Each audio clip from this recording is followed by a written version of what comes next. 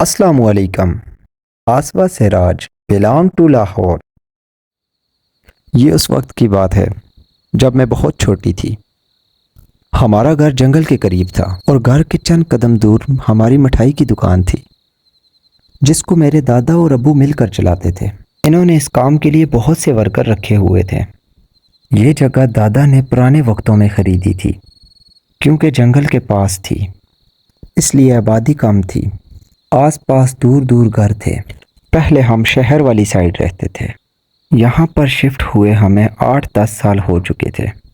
جنگل ہونے کی وجہ سے یہاں پر رات کو بہت سناٹا ہو جاتا ہے. ہماری مٹھائی کی دکان ہے اس لیے رات دیر تک کھلی رہتی ہے کیونکہ رات کو مٹھائی تیار ہوتی ہے اور صبح وہ سیل ہو جاتی ہے. عموماً 2-3 بج جاتے تھے. ایک دن ایسا ہوا، رات کے 3 بجے کا ٹائم تھا. ابو بتاتے ہیں گھوڑوں کے ٹاپوں کی آواز آتی ہے، یعنی گھوڑا دور سے آ رہا ہے. اس جنگل کی طرف سے ابو کو محسوس ہوا اور آتے آتے یکدم آواز بند ہو گئی. تو ابو کو یہ تجسس ہوا ایک دم آواز بند کیوں ہو گئی. جہاں مٹھائیاں بنتی تھی وہاں پر جو مین گیٹ تھا اس پر ٹاٹ کا پردہ لگا ہوا تھا. ابو جی اٹھے اور جا کر پردہ ہٹایا تو دیکھا تقریباً 7 فٹ کا آدمی جو پوری چادر اوڑے ہوئے تھا.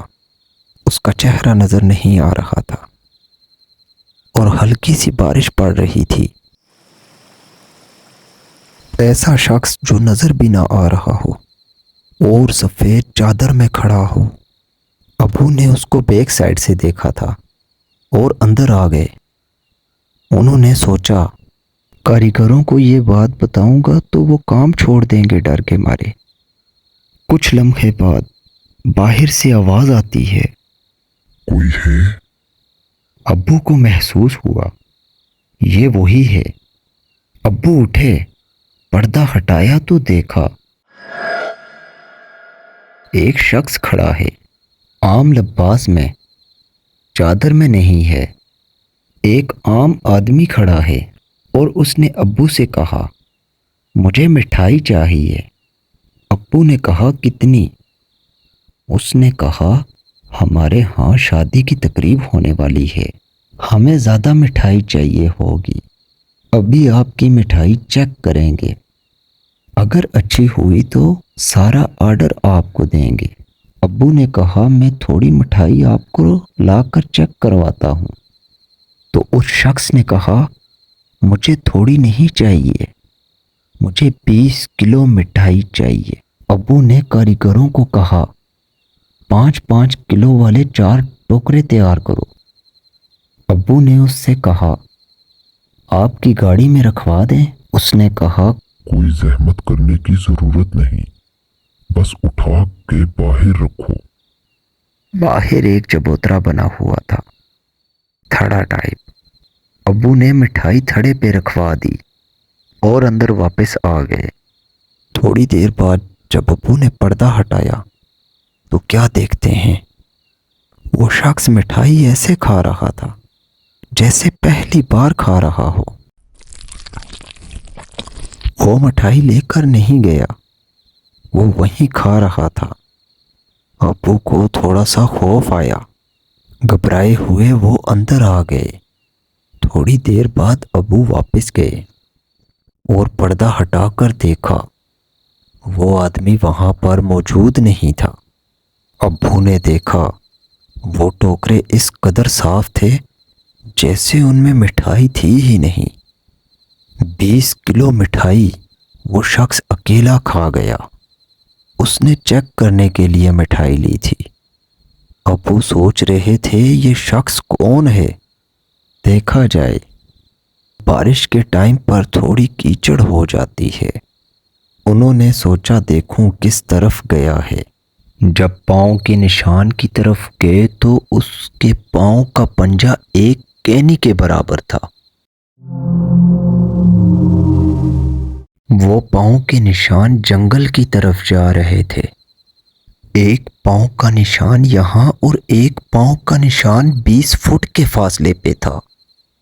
4 قدموں میں ہی وہ جنگل کی طرف چلا گیا تھا اور یہ کنفرم ہو گیا تھا کہ وہ انسان نہیں ہے۔ ابو ڈرتے ہوئے واپس اندر آ گئے۔ گھر جا کر ابو نے اس بات کا ذکر دادا سے کیا۔ دادا ابو نے ابو سے کہا، دیکھو بیٹا، وہ کوئی انسان نہیں تھا، وہ ایک جن تھا، کیونکہ جنات مٹھائی بہت شوق سے کھاتے ہیں، اور بیٹا اگر تمہاری مٹھائی ان کو پسند آ گئی تو یہ تمہارا پیچھا کبھی نہیں چھوڑیں گے، اور تمہارا کہنا ہے کہ 20 کلو مٹھائی کھا گیا، اس کا مطلب ہے بیٹا اسے تمہاری مٹھائی پسند آئی، یہ دوبارہ بھی آئیں گے۔ بہتر یہ ہوگا کہ یہاں سے دکان بند کر دو۔ ان کی 2 وجوہات ہو سکتی ہیں، یا تو اچھے یا پھر برے، ضروری نہیں کہ ہمارے ساتھ اچھا ہی ہو، اور خدا نہ خواستہ اگر برا ہوا تو بہت برا ہوگا۔ ابو نے کہا، اس کا مطلب نقصان؟ دادا ابو نے کہا، نہیں بیٹا، وہ اچھے جنات بھی ہو سکتے ہیں۔ ابو نے دادا کی بات سنی انسنی کر دی اور اپنے کام میں متوجہ رہے۔ خیر، دن بدن وہاں گراہک بڑھتے ہی چلے گئے۔ جہاں 50 گاہک آتے تھے وہاں مزید اضافہ ہوتا گیا۔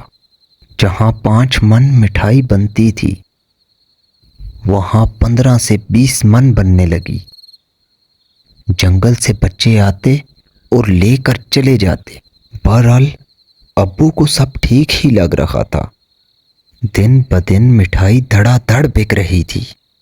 ابو نے سوچا، ہمیں کیا، جب ہمیں وہ نقصان نہیں دے رہے۔ دن دگنی رات چگنی ترقی ہونے لگی، لیکن گھر میں چھوٹے چھوٹے واقعات ہونے لگے۔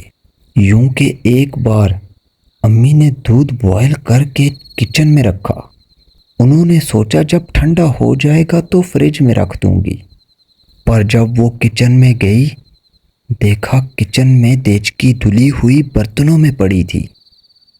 امی نے دادی سے اور چاچی سے پوچھا اس بارے میں۔ انہیں بہت حیرت ہوئی، اس سے پہلے ایسا کبھی نہیں ہوا۔ کبھی کمبل پنکھے پر لٹکا ملتا، کبھی کیا الٹا سیدھا ہوتا۔ اب تو گھر والوں کو خوف آنے لگا۔ دادا ابو نے سب سے کہا، آیت الکرسی پڑھ کر سویا کرو۔ ایک دن چاچی چھت پر کپڑے ڈالنے گئی۔ کپڑے ڈالتے ہوئے چاچی سیڑھیوں والی سائڈ آ گئی۔ چاچی کو کسی نے زور سے دھکا دیا اور چاچی ایک دم سے نیچے گر گئی۔ ان کو جلدی سے شہر کے ہاسپٹل لے گئے۔ اللہ کے فضل کرم سے کوئی بڑا نقصان نہیں ہوا، لیکن ان کی ایک بازو فریکچر ہو گئی۔ اب تو سب گھر والے فکر مند ہونے لگے اور کہنے لگے اس جگہ کو چھوڑ دینا چاہیے۔ میرے ابو شام کو جیسے ہی گھر آئے، میرے دادا نے ان سے کہا ہمیں یہ جگہ چھوڑ دینی چاہیے۔ ابو جان نے ان کی بات سنے بغیر واپس دکان کی طرف بھاگنے لگے، کیونکہ ان کی دکان کا تالا کھلا رہ چکا تھا۔ بابا جیسے ہی دکان پہ پہنچے تو بابا کو اندر سے کچھ کھانے کی آواز آئی۔ ابو نے شٹر اٹھایا اور جیسے ہی دیکھا ایک جن بیٹھ کر مٹھائی کھا رہا تھا۔ ابو خوف سے بے ہوش ہو گئے۔ ہم رات پوری ابو کا انتظار کرتے رہے۔ صبح اذانوں کے وقت دادا دکان پر گئے اور دیکھا ابو بے ہوش پڑے ہیں۔ ابو کو گھر لایا گیا۔ ابو جیسے ہی ہوش میں آئے اور ابو نے بھی فیصلہ کر لیا۔ اس کے بعد ہم شہر میں آ گئے۔ آئی ہوپ گائز آپ کو یہ واقعہ پسند آیا ہوگا، تو لائک کریں، سبسکرائب کریں، بیل آئیکن آل پر ضرور پریس کیجئے گا، اس سے آپ کو میری ہر آنے والی ویڈیو کا نوٹیفیکیشن ملے گا۔ برادر جڑے رہیے میری ویڈیو کے ساتھ اور ملتے ہیں نیکسٹ آنے والی ویڈیو میں۔ تب تک کے لیے اللہ حافظ۔